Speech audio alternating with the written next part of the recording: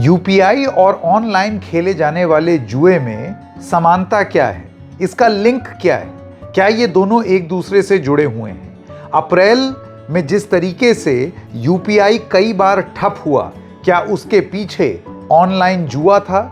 और अब भारत सरकार ने जो फैसला लिया जिसमें रियल मनी गेम्स को बैन किया है, उसकी वजह से क्या यूपीआई एक राहत की सांस ले रहा है? यहां तक कि यूपीआई पर होने वाली ट्रांजैक्शंस भी तेजी से नीचे आ गई हैं। किस तरीके से इस देश में लोगों की मदद करने का एक औजार यानी कि यूपीआई जुए का एक केंद्र बन गया था और बहुत ही प्रभावी ढंग से उस पर जुआ किया जा रहा था और खेला जा रहा था, जिसकी वजह से ये पूरा सिस्टम ही चरमरा गया। क्या यही तो वजह नहीं थी जिसकी वजह से रियल मनी गेम्स को बैन किया गया? ये पूरा मामला क्या है? थोड़ा रोचक है, थोड़ा डिटेल में जाना पड़ेगा। इसका एक क्रिकेट कनेक्शन भी है, आईपीएल कनेक्शन भी है, ड्रीम 11 कनेक्शन भी है और यूपीआई कनेक्शन तो है ही। आइए विस्तार से पूरा मामला जानते हैं। नमस्कार, मेरा नाम है संकेत उपाध्याय और आप देख रहे हैं इशारों इशारों। सबसे पहले मनी कंट्रोल की एक रिपोर्ट आपको दिखाते हैं, आपके साथ साझा करते हैं, जिसमें ये लिखा है कि जब से रियल मनी गेम्स बैन हुए और उसका प्रभाव अगस्त में 9 दिन के आसपास का दिखा, तो उस 9 दिन अकेले मात्र में 2500 करोड़ रुपए की लेन देन यूपीआई से घट गई। सोचिए, जितना एनुअल टर्नओवर नहीं होता है कंपनीज का, उससे ज़्यादा रकम 9 दिन में, मात्र 9 दिन में यूपीआई में गिर गया, क्योंकि सरकार ने ड्रीम 11, प्रोबो, इस तरीके के जो ऐप थे, अलग अलग ऐप हैं, आप उनके बारे में जानते ही हैं, उनको कर दिया उठा करके बैन। अब आपको ये भी बता दें कि अगस्त में गेमिंग कैटेगरी में 271 मिलियन ट्रांजैक्शंस हुई थी। संभवतः ये सारी वो ट्रांजैक्शंस थी जो कि बैन हो जाने से पहले हुई थी। आपको ये बता दें कि अगस्त महीने में ही सरकार एक कानून ला करके उसने रियल मनी गेम्स बैन कर दिए। तो 271 मिलियन ट्रांजैक्शंस हुई, यानी कि करीब 27 करोड़ ट्रांजैक्शन, जिसमें टोटल रकम, जितना पैसा इधर उधर हुआ, वो था 7,441 करोड़ रुपए। अगर आप इसको जुलाई से इसकी तुलना करें तो ये 25% का ड्रॉप है, यानी कि 25% गेमिंग कैटेगरी में पैसा नीचे गया है अगर आप जुलाई से कंपेयर करें। जुलाई माह में करीब 35 करोड़ ट्रांजैक्शंस हुई, यानी कि 351 मिलियन ट्रांजैक्शंस हुई थी, जिसमें कुल रकम 10,076 करोड़ रुपए था, यानी कि 10,076 करोड़ रुपए जुलाई में, जो अगस्त में घट के 7,441 करोड़ हुआ। सितंबर अभी चल रहा है, सितंबर माह के अंत में ये पता चलेगा कि गेमिंग कैटेगरी में ये और कितना ज़्यादा नीचे गया है। संभवतः बहुत ही ज़्यादा नीचे चला जाएगा, ऑलमोस्ट ज़ीरो हो जाएगा। क्यों? क्योंकि पैसे की लेन देन जो गेम्स में है वो तो सरकार ने बैन कर दी है।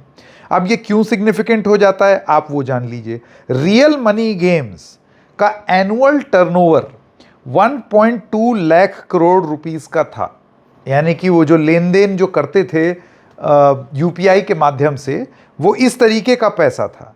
90% of the real money wallet was through UPI. मतलब क्या है इसका? इसका मतलब ये है कि ये जैसे ड्रीम 11 में आपने टीम बनाई, माई 11 सर्कल या अलग अलग ये जो सर्कल, फैंटेसी, ये सब जो गेम्स हैं, इसमें आप जो अपना वॉलेट रिचार्ज कर रहे थे इन गेम के ऐप में जा करके, बेटिंग कर रहे थे, जुआ था ना एक तरीके का।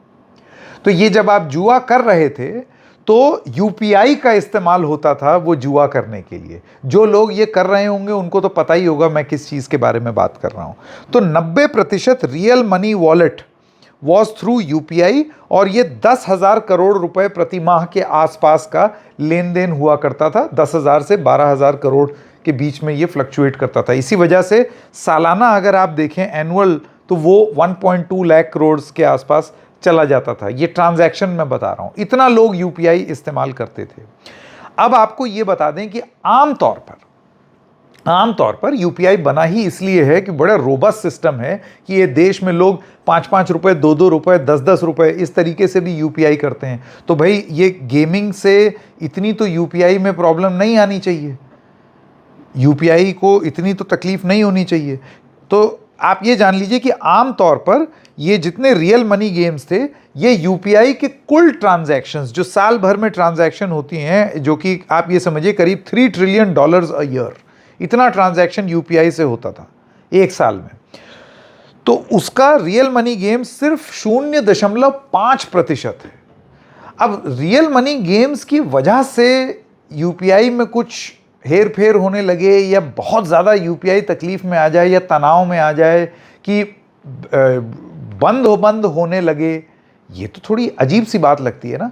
आप याद कीजिए national payments corporation of India के वो ट्वीट अप्रैल के महीने में, जिसमें हमने देखा था मार्च और अप्रैल में कितनी बार आउटेज हो रहा था यूपीआई का, बैठ जा रहा था यूपीआई, बंद हो जा रहा था, उनको लिखना पड़ता था कि ये अभी डाउन चल रहा है हम लोगों की तरफ से। और ये अप्रैल 2025 में, और यहां आ जाती हैं चीजें बहुत इंटरेस्टिंग, अप्रैल 2025 में ये जो 0.5% था टोटल यूपीआई मार्केट का रियल मनी गेम्स में, फैंटेसी गेम जो लोग बेटिंग कर रहे थे, अपना वॉलेट चढ़ा रहे थे, वो एकदम से अप्रैल में 2.5% हो गया। आप देख रहे हैं 0.5 है कोई चीज, वो सीधा कितने गुना ज्यादा बढ़ गई। मतलब दुगना हुआ तो 1% होगा, अगर ये तिगुना हुआ तो 1.5% होगा, चौगुना होगा तो मतलब आप समझ रहे हैं कि कितना ज्यादा हो गया, 5 गुना हो गया। तो जब इस तरीके की चीज हुई, एकदम से लोड पड़ा यूपीआई पर, इस वजह से यूपीआई में असर देखने को मिला, और वहीं सरकार का माथा ठनका। आपको यह बता दें कि बेटिंग अपने आप में रेवेन्यू के पॉइंट ऑफ व्यू से, पैसे के लेन देन के बारे में नहीं, वो तो मैंने आपको बता ही दिया, 1.2 करोड़, 2 लाख करोड़, 23,000 करोड़ की इंडस्ट्री थी। आप ये समझिए कि करीब 450 मिलियन हिंदुस्तानी ऑनलाइन गेम खेल रहे थे। गजबी सिचुएशन है, आप सोचिए कितने सारे लोग ऑनलाइन गेम खेल रहे थे।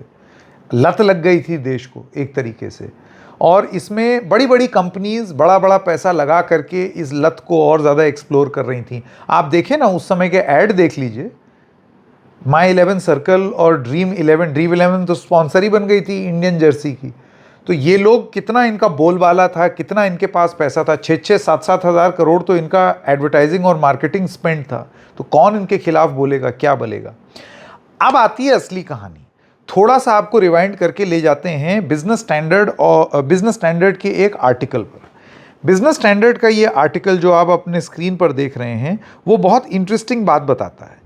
वो ये बताता है कि किस तरीके से इसका आईपीएल से बहुत कुछ लेना देना हो सकता है। आप ये सोचिए कि ड्रीम 11 में लोग जब टीम बना रहे थे, तो वो जाहिर सी बात है आईपीएल पर टीम बना रहे थे। अब लोग इसमें बेटिंग करते थे। बेटिंग करने का मतलब ये कि मेरे हिसाब से मेरी टीम ये होगी, मेरे हिसाब से अब ऐसे होगा, वैसे होगा, ये सब। अब क्योंकि ये सारी चीज़ें यूपीआई आधारित हैं, कि जैसे मुझे एक छोटा सा बेट रखना है, या मुझे एक छोटा सा एक बाजी चलनी है, तो मैं बाजी कैसे चलूं? आप मार्केट में जाते हैं, आपको कोई भी चीज़ खरीदनी होती है, चॉकलेट पसंद आ गई, खरीद लिया, कितना, 20 रुपए, खट से क्यूआर कोड स्कैन किया, हो गया, चलते बने, इतना जल्दी। तो अब क्या है, इन ऐप्स में, ड्रीम 11 या जो भी ऐप्स है, इसमें आप इसी तरीके से अपनी बेट प्लेस करते थे। खट से आपने एक स्कैन किया, या जो भी आपने यूपीआई से पेमेंट की, वो हो गया।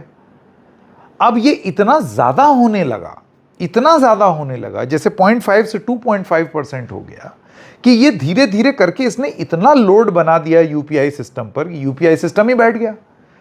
ये आर्टिकल बिजनेस स्टैंडर्ड का कहता है, this frenzied activity is a strain on lenders. और फिर वो आगे चल के और भी बताते हैं कि स्थितियां ये हो गई थी कि बड़ा मुश्किल हो गया था। उसमें आप जल्दी जल्दी से कोई चीज़ तो आप कर रहे हैं, जो पूरा सिस्टम है एनपीसीआई का, पहले आपको वो समझना पड़ेगा कि वो काम कैसे करता है। एक ज़माना था, ये यूपीआई के आने से पहले, 2016 के पहले का, उसमें क्या है, एक बैंक से दूसरा बैंक बात कर रहा है, चेक के माध्यम से, एनईएफटी के माध्यम से, आईएमपीएस के माध्यम से। एनईएफटी आप करेंगे, 4 घंटा लगा करके बैंक आपका अमाउंट ट्रांसफ़र करेगा, 4 घंटे का गैप लिया। इसमें क्या हुआ कि एक बैंक ने, जिससे आपने पेमेंट दी, उसने दूसरे बैंक को जानकारी भेजी कि नॉक नॉक, ये पैसा हमको तुम्हें देना है, ये पैसा इस अकाउंट से आ रहा है, दे दें। ये बैंक बोलेगा अच्छा ये पैसा आ रहा है, दे दो, पैसा का आदान प्रदान हो गया, बैंकों ने आपस में बात कर ली। इस प्रक्रिया में 4 घंटे लगे। IMPS आया, IMPS में जो आपका ऐप होता है नेट बैंकिंग, अब वो यही काम स्पीड से कर रहा है, लेकिन उसकी रकम तय है कि इतने अमाउंट से ज़्यादा नहीं कर सकते। एक बैंक ने दूसरे बैंक से बात की, दूसरे बैंक ने उनसे बात की, बात करके दोनों में कोऑर्डिनेशन हुआ, समन्वय हुआ, इन्होंने पैसा दिया, इन्होंने लिया, दोनों ने अपने अपने लेजर में लिख लिया, डील कंप्लीट। तो ये एक पूरा प्रोसेस है, चेन है, जो कि कंप्लीट हो रहा था, रियल टाइम में होने लगा। यही सेम चीज जिसमें कुछ समय लगता था, चेक बुक, आप पहले चेक देते थे, चेक तो पूरी प्रक्रिया है ना, 3 दिन लगते हैं इसको होने में, तो वो भी एक पूरी प्रक्रिया ले रहा है। यूपीआई ने क्या किया, इसी चीज को चंद सेकंड में उतार दिया, यानी कि जल्दी से कर देंगे।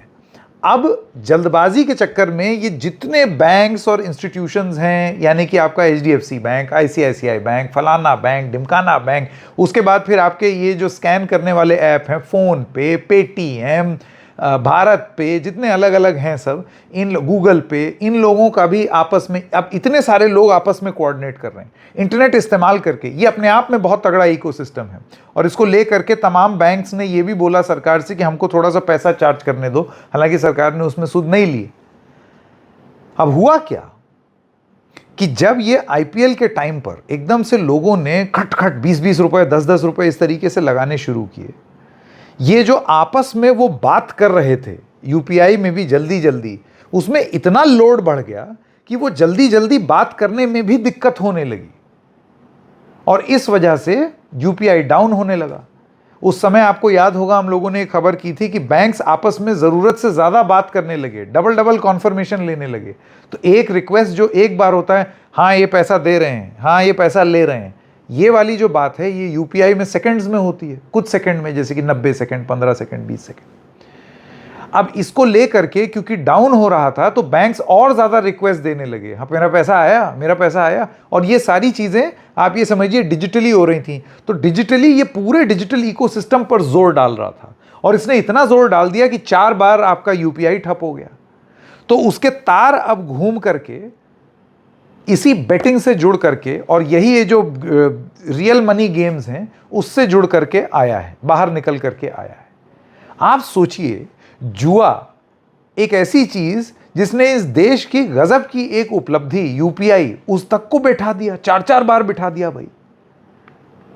और अब जब फाइनली ये बैन हुआ है तो ऐसे लग रहा है कि जैसे कि मतलब कितना राहत मिल रही है सिस्टम को,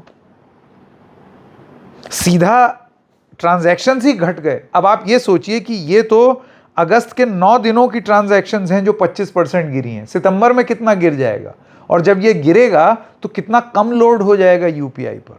और जब लोड कम होगा तब आपको ये समझ में आएगा कि किस रेट पर इस देश में फैंटेसी स्पोर्ट्स के नाम पर, रियल मनी गेम्स के नाम पर जुआ चल रहा था, और उसका सूत्रधार बना हमारा यूपीआई। अब आप तमाम तर्क ये देते हैं रियल मनी गेम्स वाले, इनका ये कहना है कि देखो हमें तो बैन कर दोगे, लोग विदेश चले जाएंगे, लोग वहाँ पर गैर कानूनी ढंग से करेंगे, हम तो कानूनी ढंग से कर रहे थे, टैक्स भी दे रहे थे, सब कुछ कर रहे थे। अरे इसका ये मतलब थोड़ी है कि आप जुए टाइप की स्कीम शुरू कर दें। ऐसे तो बहुत सारे ऐब हैं, वो टैक्स दे करके हो रहे हैं, लेकिन हैं तो ऐब ही। तो उसी तरीके से जुआ एक ऐसी चीज़ है जो घर बर्बाद करता है, जुआ एक ऐसी चीज़ है जो परिवारों को में समस्या ला रहा था। लोग लोन ले ले करके ये सब काम कर रहे थे, और उसके बाद जब नहीं जीत पा रहे थे तो उसके बाद कई केसेस सुसाइड के आ गए। खैर ये मसला अलग, लेकिन यूपीआई पर ये किस तरीके से लोड डाल रहा था उसका अब हमें एक जीता जागता उदाहरण मिल रहा है। सितंबर माह के जो आंकड़े रहेंगे उसका इंतज़ार रहेगा। आपको इस कहानी के बारे में क्या लगता है हमें कमेंट सेक्शन में ज़रूर बताइएगा। इशारों में बस इतना ही, फिर मिलेंगे, तब तक के लिए नमस्कार।